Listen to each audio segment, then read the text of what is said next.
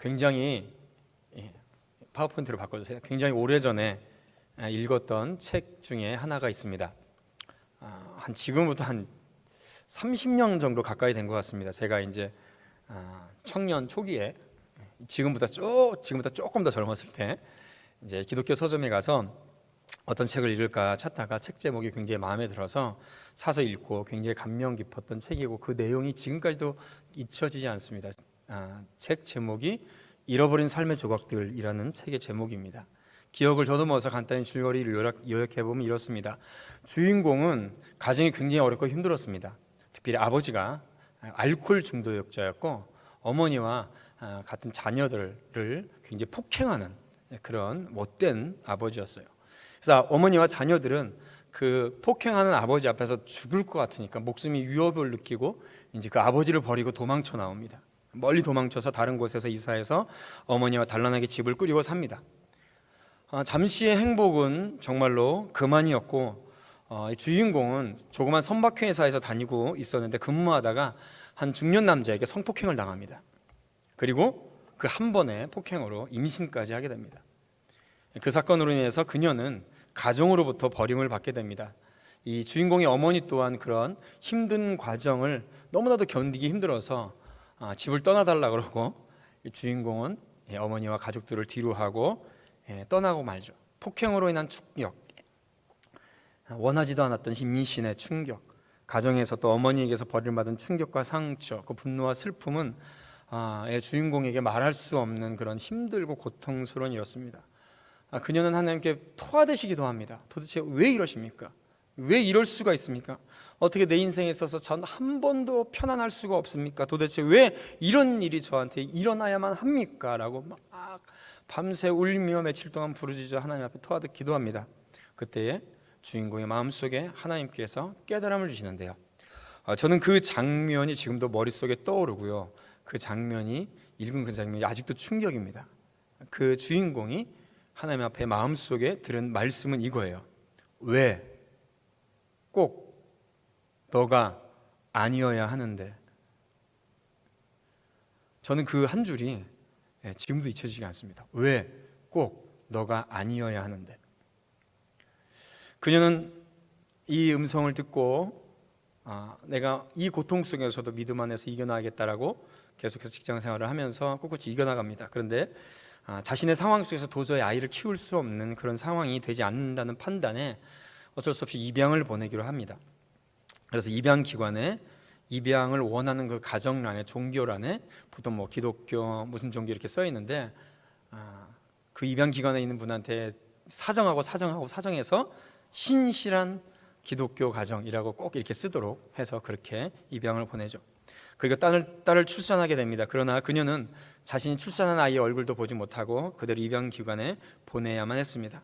딸을 입양기관에 보내고 그는 그 딸이 신실한 기독교 가정에서 믿음 안에서 자라기를 원하면서 평생 기도하면서 열심히 또 생을 꾸려나갑니다. 하나님의 은혜로 아내를 잃은 두 아이가 있는 남편과 함께 만나서 결혼도 하게 됩니다. 그리고 수십 년이 지나죠. 그녀의 기도의 대로 어느 날 그녀의 딸과 상봉을 하게 됩니다. 너무나 감사한 것은 자신이 그렇게 딸을 위해서 기도했던 것처럼 신앙의 가정에서 건강하게 자라 있었던 것이죠. 그리고 좋은 형제도 만나서 단란하게 가정도 꾸리고 또 아이도 낳았습니다. 그녀는 상처 입은 치유자가 되어서 자기와 같이 상처 입은 영혼들을 위해서 사역을 감당하게 됐죠. 이 책은 리젤 목사의 본인의 이야기입니다. 여자 목사님이신데요. 그녀의 책 마지막 부분에 다음같이 고백합니다. 누구의 잘못이든 간에 문제는 당신의 삶의 주인 되는 것을 포기하지 않고 하나님께 당신을 맡기느냐 맡기지 못하느냐 하는 것입니다. 하나님께서는 당신의 어떤 문제도 고통을 받고 있다 할지라도 그 문제보다 크신 분입니다. 하나님께 맡기지 못할 큰 문제는 이 세상에 없어요. 당신의 그 추악한 체험도, 본인의 체험이 얼마나 추악하고 힘들었겠어요. 이렇게 표현을 해요. 그 추악한 체험도 하나님께 맡기기만 하면 하나님께서는 그것을 가지고 아름다운 그림을 그려주실 거예요. 우리 모두는 상처를 받지요. 그러나 우리가 한 가지 알아야 될 것은 바로 그 상처들이 우리를 성장시킨다는 거예요. 그러나 우리가 해야 할 일이 하나 있어요. 당신의 고통을 당신의 눈으로 바라보지 마세요. 당신의 문제를 맡겨드리세요. 그러면 하나님께서 당신의 고통을 당신을 위한 축복의 문으로 만드실 겁니다. 어떠한 고통스러운 인생도 하나님께 돌아오면 하나님께서 모두 협력하여 선을 이루어 주시는 것을 나는 깊이 체험했어요. 하나님의 평강이 우리가 잃어버린 삶의 조각들로 인해서 고통 중에 있을 때 우리를 지켜주실 거예요. 저는 이 책이 아직도 기억이 납니다. 거의 30년 가까이 지났는데도 기억을 더듬으면서 여러분과 함께 은혜를 나누는데요. 재작년 헌재가 낙태법이 위헌이라고 하면서 낙태죄가 위헌이라고 하면서 폐지하기에 이릅니다. 그리고 올해 2021년 1월 1일부로 이 낙태죄는 사라졌습니다. 그리고 그 어떠한 법률적 조치나 그 뒤에 법률적으로 다시 개정되거나 그리고 또 보충된 것이 이루어지지 않습니다. 뱃속에 있는 아이를 죽여도 것이 죄가 되지 않는다라고 지금은 말을 하죠. 그리고 낙태라는 말도 사용하지 않습니다. 낙태죄 폐지를 운동을 했던 많은 분들은 낙태라는 말을 사용하지 않습니다. 임신 중단, 중절이라는 말도 사용하지 않아요. 중단, 중지라는 말을 씁니다. 그래서 낙태를 죄라고 하면 지금은 고발당합니다. 참 안타깝습니다. 낙태죄가 위헌이라는 판결을 내렸을 때 그 앞에서 낙태죄 폐지를 외쳤던 그 젊은 여자들의 모습을 보면서 저는 되게 안타까웠어요. 굉장히 슬펐어요. 저들의 인생이 어떻게 갈 것인가 라는 생각을 많이 했습니다. 현재 우리나라의 낙태 실태는 어떨까요? 1년에 5만 명의 아이들이 죽습니다. 5만 명. 코로나로 몇 명 죽었죠? 연간 5만 명이 죽습니다. 산부인과 협의회에 따르면 5만 건이 아니라 100만 명의 아이들이 죽는다고 얘기를 합니다. 왜냐하면 숨어서 많이 아이를 죽이기 때문이죠. 우리나라의 낙태 실태를 보면 너무나 안타까운 것이 국가가 주도적으로 나서서 생명을 죽이는 일을 해왔다는 겁니다. 비단 이 일은 지금 2021년도 낙태죄가 폐지된 상황에만의 문제가 아닙니다. 무려 수십 년 동안 국가가 주도적으로 생명을 죽이고 생명을 단절시켜 왔습니다. 우리나라에는 산하 제한 정책이 특별히 1961년도서부터 시작됐습니다. 본격적으로 시작됐습니다. 제가 개인적으로는 박정희 대통령을 어느 정도 존경하고 그 업적을 높이 사는 사람입니다. 안 그러신 분도 있겠지만 저는 그래서 박정희 대통령의 그런 업적을 통해서 지금 그 열매를 우리가 이렇게 편안하게 부유하게 먹고 살 수 있게 되었다. 그리고 그 외에도 굉장히 많은 부분에서 무수한 업적을 남겼다라고 저는 칭찬을 합니다. 그러나 그 반대로 그분께서는 역시 죄인이고 또 불신자이기 때문에 굉장히 결정적인 부분에서 몇 가지가 흠결이 있습니다. 특별히 성경적인 부분에서 바라볼 수가 있는데 그 중에 하나가 이 산하 제한 정책입니다. 61년도면 5.16 쿠데타 이후에 이루어진 사건들입니다. 산하 제한 정책이 61년도 시작됐습니다. 시골의 면도 아주 깊은 곳까지 활동가들이 보건소를 중심으로 해서 아이들을 낳지 않도록 우리나라 산하 제한 정책은 굉장히 짧은 기간에 굉장히 효과적으로 인구를 줄여버렸습니다. 이렇게 지금의 인구 절벽이 된 이유 중에 하나는 어떤 제동도 없이 그냥 이 산하 제한 정책이 그냥 밀어붙였기 때문입니다. 사실 인구 절벽에 대한 통계를 여러 가지 부분에서 연구를 하면 굳이 산하 제한을 하지 않더라도 어느 시점에 가면 인구가 줄어들게 되어 있습니다. 모든 통계상이 그렇습니다. 그런데 이 부분에 있어서 제대로 연구하지 않고 제대로 그 부분에 있어서 준비하지 않은 상태로 이 일이 강력하게 정책적으로 밀어붙이고 제동이 걸리지 않은 상태에서 피임 정책을 계속했습니다. 그리고 확대되고요. 특별히 경제개발 5개년 계획에 맞물리면서 3335 운동이라는 것이 걸쳐졌습니다. 뭐냐면 3년 터울로 3명만 낳고 35세에 단산하자 이거예요. 그리고 70년대서부터는 더 심화되는 캠페인을 굉장히 강력하게 밀어붙였죠. 여러분들 잘 알아요. 그래서 영구 불임 수술을 국가에서 아주 정책적으로 권장을 했습니다. 그래서 여성들에게 단산 수술을 하게 하고요. 또 특별히 아버지들은 옛날에 이제 혹시 기억나실 텐데 예비군 훈련을 가면 예비군 훈련을 빼주는 것 중에 하나가 이제 비뇨기과 가가지고 이제 불임 수술을 남자들이 받게 해요. 그럼 예비군 훈련을 빼줍니다. 그러니까 이제 그때 당시 예비군 훈련 때 그게 나왔을 때 비뇨기과 앞에 아버지들이 막 줄을 서가지고 남성 불임 수술을 받는 일이 굉장히 많았어요. 그래서 이런 거 포스터 많이 보죠. 딸 하나 구별 말고 둘만 낳아 잘 기르자. 뭐 이런 것도 있었고요. 예. 형제가 셋이라면 부끄러워요. 왜 부끄러운지 모르겠는데, 예.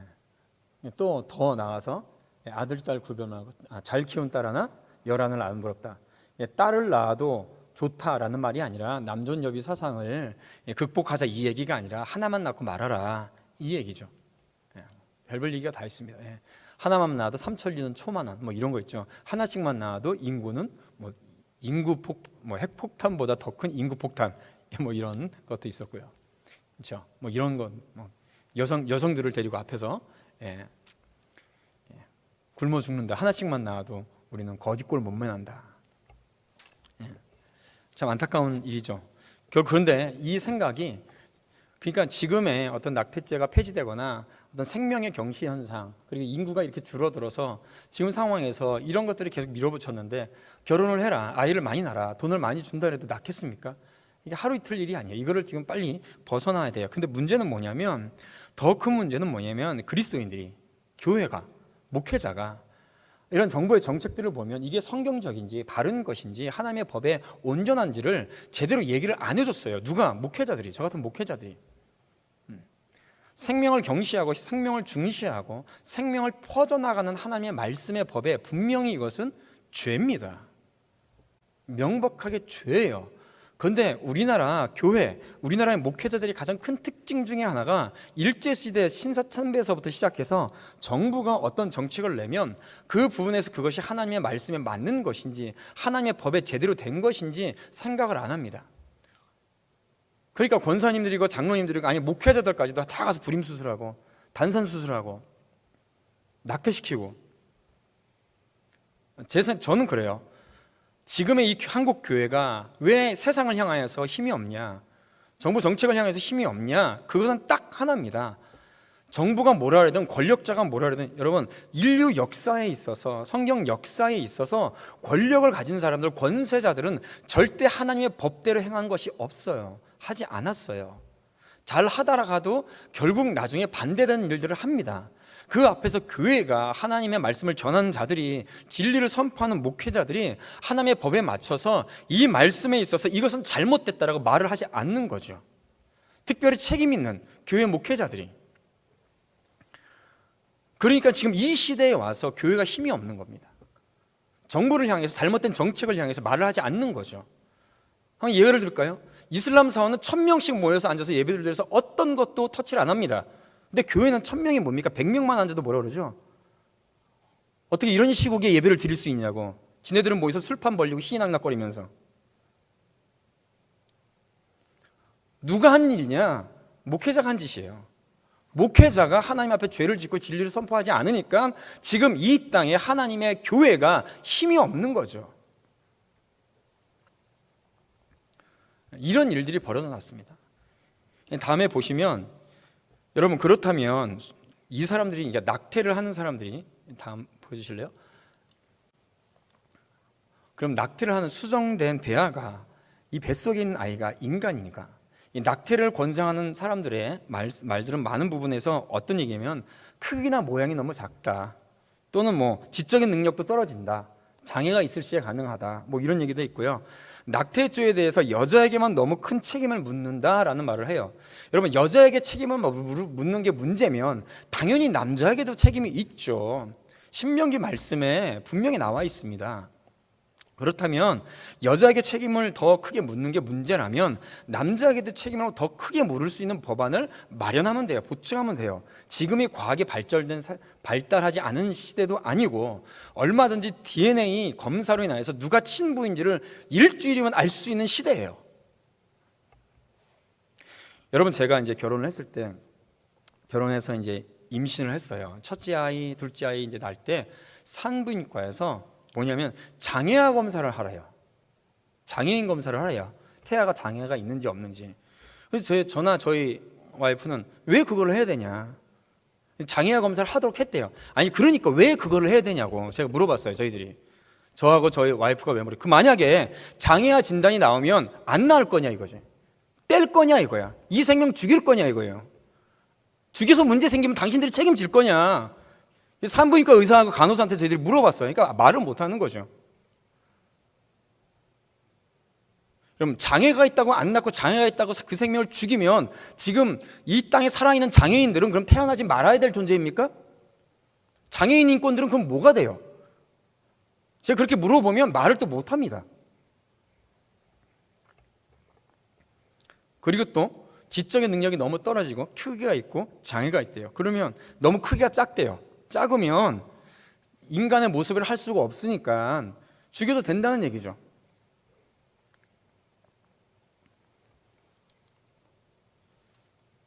여러분, 요게 혹시 보신 적 있습니까?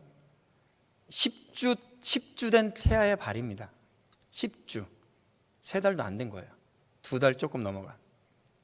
여러분, 이 사람 같은 경우는 태어나지 말았어야 되나요?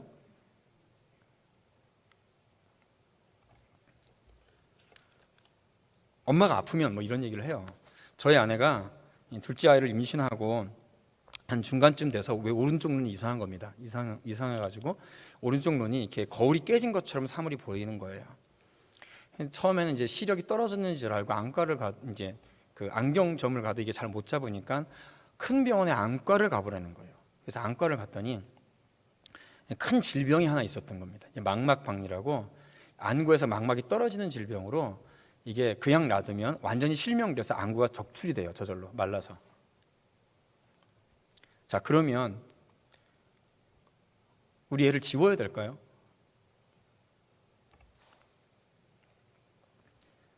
제 아내가 결단을 하고 안 된다고. 그래서 아이를 낳습니다. 아이를 낳고 이제 아이를 일주일 이후에 이제 전신 마취를 하고 약 3시간 30분에서 4시간의 수술을 했어요. 저희 아내는 오른쪽 눈이 거의 안 보입니다. 그래서 지금도 많은 분들이 태아를 낙태를 해야 되는 이유 중에서 여러 가지를 얘기를 하는데요. 무슨 얘기를 하면 쉽게 얘기하면 돈입니다. 돈. 경제적인 문제. 제가 한 달 동안 가정에 대해서 계속해서 이제 설교를 하면서 사랑 대신에 돈이 그 자리에 대신하는 이유는 사랑이 없어서 이기적인 마음이 중심에 있기 때문이다라고 말씀드렸습니다. 다 대부분 뭐냐면 경제적인 이유 때문에 다 낙태를 해도 된다. 그러면 100년 전에는 지금보다 부유해서 그렇게 아이를 많이 낳나요?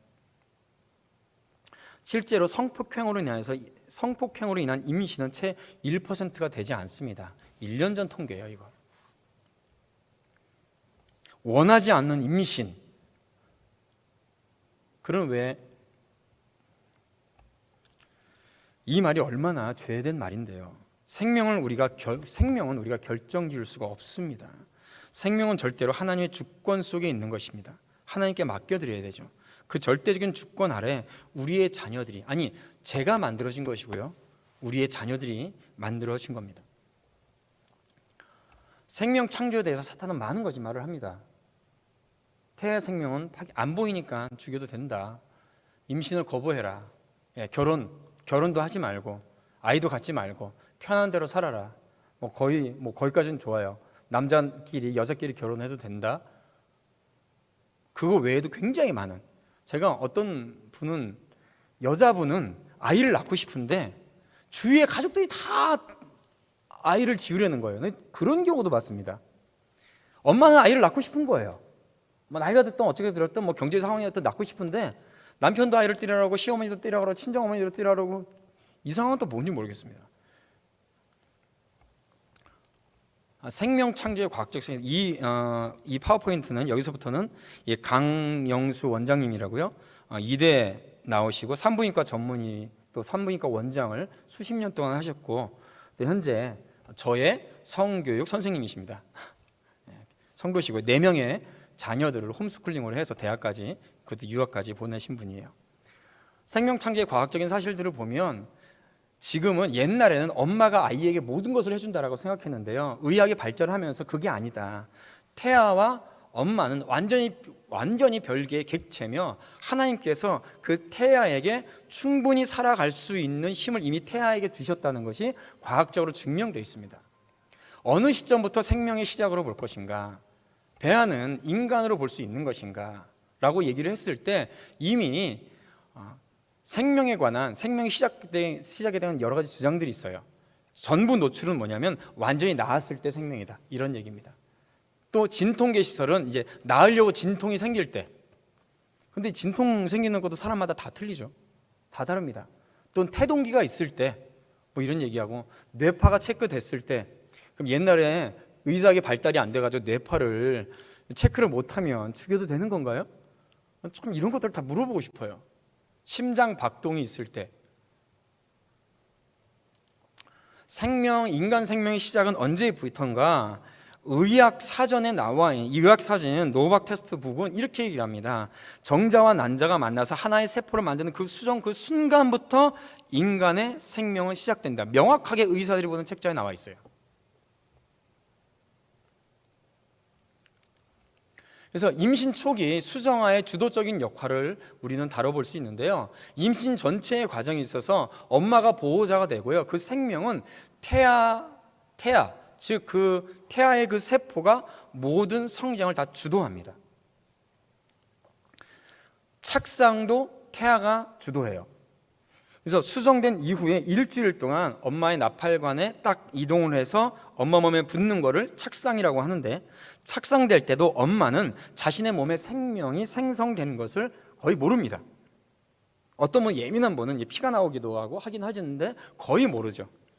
너무 작기 때문에, 보이지도 않기 때문에 특별한 영양소가 필요하지도 않답니다. 수정되는 즉시 무려 일주일 동안을 혼자 이동해서 엄마의 나팔관에 스스로가 딱 달라붙는 거야, 본인이. 그래서 이제 수정이 되면, 수정란이라고 하지 않고 수정아라고 하는 것이 맞습니다. 수정란은 진화론적 얘기고 동물에게 하는 얘기고요. 인간은 수정이 되면 그때서부터 생명악입니다. 수정아예요. 이게 딱 착상이 되는 것도 본인이 해요. 이게 착상하는 순간을 이렇게 찍은 겁니다, 현미경으로. 이걸 다 찍을 수 있는데 이게 생명이 아니라니. 그리고 자궁의 임신을 인식하게 하고 유지하도록 태아가 주도를 한대요. 그래서 엄마한테 이 태아가 그 호르몬이 나와가지고 그때서부터 엄마한테, 엄마 이제 아기가 생겼어요, 엄마의 아기예요, 나를 보호해 주세요 하면서 호르몬을 굉장히 거기서 많이 분비를 한답니다. 엄청난 호르몬을 분비한대요. 그래서 엄마는 그 아기를, 모성애를 그 안고 보호할 수 있도록 하는 거죠. 그래서 30일이 됐어요. 한 달이 지나면 다 생깁니다. 쭉 구부러진 게 척추고요, 눈, 그리고 이 수정이 된 수정아가 절반이 이게 세포가 분열이 돼서 아기가 되고요, 절반은 태반이 돼요. 탯줄과 태반이 엄마 몸에서 나오는 것이 아니라 아기 세포에서 태와 탯줄이 생성돼서 엄마 몸에 붙는 겁니다. 아기가 하는 거예요. 이게 수정된 5개월에서 8개월, 8주 된 태아의 눈이 귀엽죠? 얼마나 예뻐요. 너무 예쁩니다. 제가 가끔 우리 애기들, 저하고 저희 아내가 옛날 우리 애기 때 찍은 사진을 가끔 봐요. 그러면 정말 새롭습니다. 우리 아이들에 대한 사랑이 다시 움트고요. 이게 수정 5주에서 11주 된 태아의 손과 발 다 생겼어요. 얼마나 귀여워, 예뻐요. 12주입니다. 모든 것을 다 갖췄어요. 완벽하게 눈으로도 볼 수 있습니다. 이제 무럭무럭 자라기만 합니다. 하면 돼요. 얼마나 예뻐요. 여러분, 생명은 연속선상에 있습니다. 뚝뚝뚝 끊어지는 것이 아니라 수정돼서 그 생명이 생성되자마자 이제 개체가 발생하고 분열돼서 아기가 돼서 태어나는 거예요. 생명은 뚝뚝 끊어지는 게 아니라 하나의 연속성상에 있습니다. 그렇기 때문에 어느 한 시점으로 해서 이것이 생명이다, 생명이 아니다라고 판단할 수가 있는 것이 아닙니다. 엄마가 태아를 거부 반응을 일으키지 않도록, 왜냐하면 두 생명이거든요. 따로따로예요. 엄마의 인격체 따로, 아기의 인격체 따로예요. 그런데 아기의 세포 안에서 엄청난 호르몬을 통하여서 엄마 몸이 분명히 다른 생명체인데도 불구하고 붙어 있어도 거부 반응이 일으키지 않도록 그 태아의 몸에서 엄청난 호르몬이 나온다고 그래요. 사랑의 호르몬이죠. 저는 이거를 듣고 50년 가까이 살았는데 이거를 처음 들었어요. 이거를 가르쳐 주는 데가 없어요. 산부인과 선생님들한테 가서 물어봐도 이거를 안 가르쳐 줘요. 안 가르쳐 주는 거예요. 생명이 생명으로 인식하도록 우리가 배워본 적이 없는 겁니다. 그래서 옛날에 우리 어머니들 그런 얘기 하죠. 어머니들, 할머니들 얘기를 하면, 엄마가 임신하면 그런 말씀을 많이 하셨어요. 아기는 자기 먹고 살 거 가지고 태어난다고. 근데 그 말이 과학적으로 맞는 거예요. 왜냐하면 수정이 된 아기가 엄마 몸에서 지가 먹고 살 거를 자기가 다 하고 있는 거죠. 그러니까 그 말이 맞는 거예요. 신기한 거죠. 태아 측의 출산과 수유도 아기가 주도를 합니다. 처음에 이제 태아가 이제 생성돼서 엄마에게 젖이 돌죠. 가슴에 젖이 돌면 아기가 계속해서 엄마의 젖가슴을 빨지 않으면 그 젖이 마르잖아요. 계속해서 아이가 강하게 빠는 힘을 통하여서 그 젖이 더 많이 나오게 됩니다. 아이를 출산할 때, 저희 아내도 아이를 출산할 때 간호사가 뭐라고 얘기하냐면, 엄마가 아이를 낳는 힘이 1이라면 아이가 이 세상에 나오는 힘은 10이에요. 아이가 훨씬 10배 더 힘들어요. 엄마가 정신 차리세요. 막 이렇게 엄청나게 혼내는 거예요. 처음에는 왜 그런지 모르겠습니다. 근데 나중에 공부를 하고 나니까 그게 맞는 거다. 아기가 몸에서 나오는 게 엄마가 아기를 낳는 힘보다 10배 이상의 힘이 되는 거죠. 태아의 이런 생리적 활동을 보면 엄청납니다. 진짜로. 엄마와 태아 사이 혈액순환을 시작하는 것도 태아가 적극적으로 그것을 시작해서 하는 것이고, 모든 것들이 태아가 주도적으로 임하더라라는 것이죠. 이런 것을 볼 때 분명히 뱃속에 있는 아이는 하나의 생명체며 인격체고, 그리고 영혼을 가지고 있는 존재입니다. 성경적으로 볼 때는 하나님께서 이 생명의 주관자이시기 때문에 우리는 그 어떤 생명도 함부로 할 수가 없습니다. 여러 가지 우리가 말씀을 볼 수 있는데요. 우리 에베소서 1장 4절과 5절의 말씀을 보여드린 말씀을 함께 읽어보도록 하죠. 시작. 곧 창세전에 그리스도 안에서 우리를 택하사 우리를 사랑 안에서 그 앞에 거룩하고 흠이 없게 하시려고 그 기쁘신 뜻대로 우리를 예정하사 예수 그리스도로 말미암아 자기의 아들들이 되게 하셨으니. 아멘. 언제 우리를 택하셨습니까? 언제? 창세 전에 그 뱃속에 있는 아이를 하나님께서 하나님의 자녀로 삼으신 것은 언제냐면 창세 전에 하나님께서 이미 결정해 놓으셨다는 겁니다. 엄마의 몸에 아기가 생기기도 전에 그 아기는 이미 하나님의 자녀로 택함을 받은 거예요. 이제 그 아이가 하나님의 엄마의 몸에서 생겨나서 그 아이는 시간 밖으로, 이제 역사 밖으로 나타나죠. 그때서야 우리는 볼 수가 있는 겁니다. 그러나 하나님께서는 창세 전에 그 아이를 하나님의 자녀로 이미 부르시고 선택하셨다라고 말씀하고 계시는 겁니다. 그러면 이제 그게 하나님의 자녀가 되는 것이죠. 그렇기 때문에 이 뱃속에 있는 아이를, 태아를 세포가 생겼다든가 물질이 생겼다든가 우연의 산물이라든가 라고 하나님은 말씀하시지 않으십니다. 성경에서는 창세 전에 라고 확고하게 말씀하고 계셔요. 그러므로 뱃속에 있는 아이를 없애는 것은 내 아기를 죽이는 것이 아닙니다. 하나님이 기뻐하시는 택함을 받은 하나님의 자녀를 죽이는 겁니다. 얼마나 큰 죄입니까? 오늘 말씀을 다시 한번 읽어보겠습니다. 이사야 49장 1절입니다. 시작. 섬들아 내게 들으라. 먼 곳 백성들아 귀를 기울이라. 여호와께서 태에서부터 나를 부르셨고 내 어머니의 복중에서부터 내 이름을 기억하셨으며. 아멘. 네, 창세 전에까지도 가지 말자고요. 언제 부르셨냐면 복중에 엄마 뱃속에 있을 때부터 하나님의 자녀로 택하셨고, 하나님의 자녀로 엄마 복중에 있을 때, 내가 엄마 복중에 있을 때 하나님께서 목회자로 하나님께서 그때 부르셨다는 겁니다. 엄마 뱃속에 제가 있을 때에 김용원이라는 사람을 하나님의 사역자로, 목회자로 그때 부르셨다는 거예요. 만약에 우리 어머님이 저를 혹시라도 지었다면 저는 이 자리에 못 있는 겁니다. 이런 말씀이요, 성경에는 무시기릇으로 많아요. 또 읽어볼까요? 이사야 49장 5절 시작. 이제 여호와께서 말씀하시나니 그는 태에서부터 나를 그의 종으로 지으시니요 야곱을 그에게로 돌아오게 하시는 이시니. 또 말씀을 읽어보죠. 시작. 나를 태 속에 만드시니가 그도 만들지 아니하셨느냐. 우리를 뱃속에 지으시니가 한 분이 아니시니. 성삼위일체 하나님께서 태 속에 우리를 만드셨어요.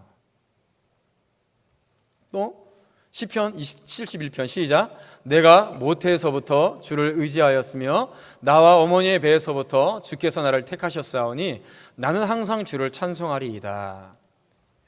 갈라디아 1장 15절 시작. 그러나 내 어머니의 태로부터 나를 택정하시고 그의 은혜로 나를 부르시니가. 사랑하는 성도 여러분, 절대적 기준이 사라지는 시대에 살고 있습니다. 불신 세상은 너무나도 당연하고 자연스러운 일이죠. 원래부터 그 땅은, 불신 이 세상은 절대적인 기준이신 하나님이 없으니까 상황에 따라서 가치가 변할 수 있다고 생각됩니다. 그러나 제가 싫어하는 표현 중에 종종 이런 것들이 있어요. 상황에 따라서 복음이 변한다. 여러분, 상황에 따라서 복음이 변하는 게 아니고요, 복음으로 상황을 변화시키는 것이고 복음을 통해서 이 땅에 바르게 적용시켜야 되는 겁니다. 상황에 따라 복음이 변하는 법은 없습니다. 그것을 불신앙이라고 얘기를 해죠.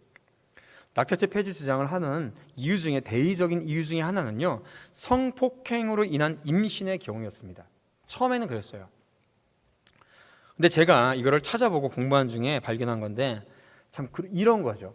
제가 이걸 또 이게 발견하고 배우면서 준비하면서 제가 참 이게 진실을 전하는 목회자가 이렇게 무식할 수가 있느냐라는 생각을 제 스스로 하면서 회개했어요. 성폭행에 대한 사안일 때는 낙태죄가 죄에 해당하지 않는다고 이미 낙태죄 폐지 이전에도 실행법에 나와 있더라고요. 낙태할 수 있어요. 저도 몰랐던 거죠.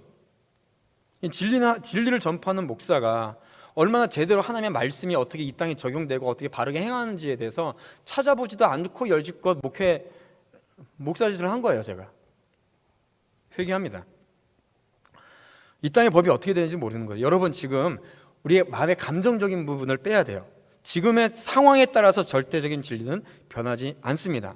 물론 그렇게 폭행당하고 피해를 본 여성에 대해서는 아파하고 도와줘야 돼요. 또 우리 문제가 또 한 가지 뭐냐면, 그렇게 폭행을 당하고 심한 모욕을 당하고 치욕을 당한 여성들에게 대해서, 그 여인들에 대해서 교회가 그들을 제대로 위로해주지 못하고 도와주지 않은 부분도 있어요. 어떤 식으로 얘기하면, 여자가 왜 지 몸 제대로 간수하지 못해서 그런 일을 당하냐라는 식으로 얘기를 하는 거죠. 이게 얼마나 못된 얘기인지 아십니까? 칼 맞은 사람한테 도끼질을 하는 거예요.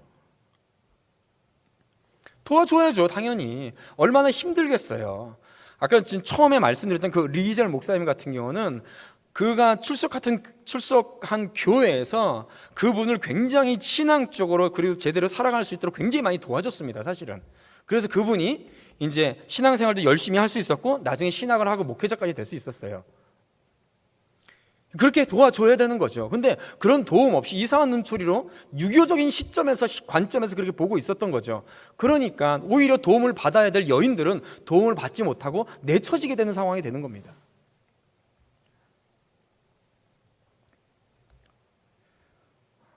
아기를 죽이는 것이 가능하다라고 말하는 거면서 왜 사형제도는 또 폐지해야 된다고 말을 할까요? 그 사람들은 아이러니하죠.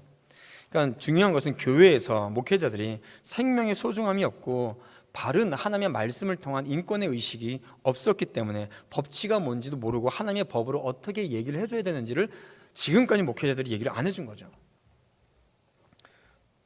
여러분, 지금 이 시간에 제가 말씀드린 거 다 잊어버려도 돼요. 다 잊어버려도 되는데 이것 하나만 반드시 기억하면 우리가 이 생명에 대해서 분명하게 얘기할 수가 있습니다. 여러분, 예수님께서 12월 25일 날, 이제 신학적으로는 12월 25일이 예수님이 태어나신 일이 아니긴 하지만 12월 25일이 예수님이 아기 예수님으로 태어나실 때라고 생각한다면, 여기서 문제, 그때 태어났을 때 예수님이 성육신 하신 것일까요? 아니면 마리아가 수태고지를 받은 그때 예수님께서 성육신 하시는 걸까요? 12월 25일에 예수님이 아기의 모습으로 태어나시려면 4월 첫째 주쯤이나 3월 달에 수정이 돼야 돼요. 누가복음 1장에 보면 예수님의 수태고지를 마리아가 받습니다. 그리고 35절에 지극히 높으신 이의 능력이 너를 덮으시리니 라고 말씀을 하세요. 그때 이제 예수님이 하나님의 아들이신 예수님께서 마리아의 몸에 아기로 수정하러 오신 거죠. 그때 예수님의 성육신은 이미 된 겁니다. 시작된 겁니다. 만약에 마리아가, 지금으로 얘기하면 마리아가 미혼모라고 할 수 있겠죠. 만약에 미혼모인 마리아가 자기가 원하지 않은, 또 자기의 능력이 되지 않는다라 해서 만약에 낙태를 했다면 메시아 예수 그리스도는 이 땅에 태어나지를 못한 거죠. 그때 수정이 되어서 예수님께서, 하나님의 아들께서 수정이 돼서 성육신 하셨고, 이제 해산하는 날이 차서 아기의 모습으로 우리에게 보여주신 것입니다. 사랑하는 성도 여러분, 사탄의 이런 잘못된 계략에 우리가 넘어가면 안 돼요. 하나님은 그 생명에 있어서, 결혼에 있어서 복을 주시는 하나님입니다. 창세기 1장 28절에 하나님께서 그들에게 복을 주시고 아담과 하와 한 가정을 만드시고 그들에게 복을 주시며 그들에게 이르시되 생육하고 번성하여 땅에 충만하라. 생육하고 번성하라는 말씀은 자식을 많이 낳고 이 땅에 가득 넘쳐라 라는 말씀이에요. 그리고 계속해서 그 자녀 출산에 대해서 복을 주십니다. 보라, 자식은 여호와의 기업이요 태의 열매는 그의 상급 보상이로다. 젊은 자의 자식은 장사의 수중의 화살 같으니 이것이 그의 화살통에 가득한 자는 복되도다. 그게 뭐예요? 많이 남으면 날수록 하나님의 복 받는 사람이란 거예요. 오늘 제가 이제 결혼에 대해서 청년들한테 설교를 간단히 했을 때, 우리 청년들이 물론 여러 가지 사탄의 그런 잘못된 계략으로 잘못된 어떤 이념이나 사상의 영향을 받기도 하지만은, 여러분들이 결혼을 늦게 하고 자녀를 출산하지 않는 이유는 미안한 얘기지만 여러분들의 부모님도 한몫했다라고 제가 얘기를 했어요. 뭐라게? 딸들에게, 아들들에게 이런 얘기하죠. 너 결혼하지 마. 결혼해서 애 키우는 게 힘들어. 너 혼자 편안하게 살아. 너 하고 싶은 거 살아. 혹시라도 이런 얘기 했다면 죄송하지만 회개하십시오. 회개하셔야 됩니다. 사탄은 생명을 파괴하고요, 그걸 통해서 가정을 파괴하고 교회를 해체하고 복음을 무너뜨리려고 합니다. 우리에게 분명한 가치관이 서져 있어야 돼요. 하나님은 생명의 절대 주권자이십니다. 우리가 주권자가 아니에요. 우리가 주권자가 아니에요. 내가 2명 낳고 말겠다, 1명 낳고 말겠다, 내가 안 낳겠다, 이게 생명의 주권자가 내가 아니라고요. 우리가 아니라고요. 하나님이 주권자이십니다. 그리고 하나님은 그 생명을 주시기를 기뻐하십니다. 그리고 그 생명을 주시는 기쁨을 통해서 하나님께 영광 받으시기를 원하시며 이 생명이 이 땅에 가득 넘치시기를 바라세요. 또한 나를 만드시기 전부터 나에 대한 모든 계획을 하나님께서 가지고 계십니다. 그리고 지금 이 땅에 있는 태아들에게도, 태아를 만드신 하나님은 절대로 실수하지 않으시는 분이에요. 그리고 그 태아들은 하나님의 주시는 상급입니다.